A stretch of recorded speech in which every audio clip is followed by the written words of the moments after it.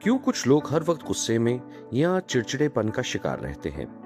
کیا یہ صرف مزاج ہے یا اس کی کوئی اور وجہ بھی ہے؟ کبھی لگتا ہے آپ چھوٹی چھوٹی باتوں پر بہت زیادہ رد عمل دیتے ہیں، لیکن اصل میں یہ ہو سکتا ہے سالوں کا ذہنی دباؤ، مسلسل تھکن، نظر انداز کیے جانے کا احساس یا اندر چھپا ہوا درد۔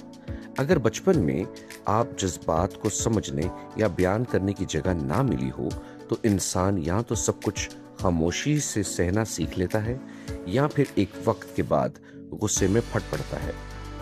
اسی لیے کچھ لوگ ہر وقت غصے میں، چڑچڑے پن میں یا دفاعی انداز میں نظر آتے ہیں۔ اندر سے ان کا ذہن صرف یہ کہہ رہا ہوتا ہے، مجھے سمجھو، میری بات سنو، میں بہت تھک گیا ہوں۔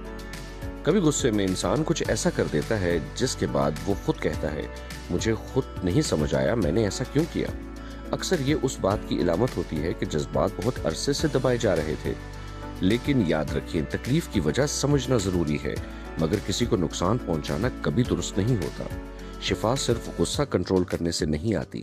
شفا تب شروع ہوتی ہے جب انسان اپنے جذبات کو پہچانتا ہے، اپنے رد عمل کو سمجھتا ہے اور مدد لینے کو قبول کرتا ہے۔ اگر آپ کو لگتا ہے آپ ہر وقت غصے یا چڑچڑے پن میں رہتے ہیں، آپ کے رد عمل آپ کے قابو سے باہر ہو جاتے ہیں یا بعد میں پچھتاوا محسوس ہوتا ہے، تو مدد لینا کمزوری نہیں ہے۔ کبھی کبھی غصے کے نیچے چھپا درد سننا ضروری ہوتا ہے۔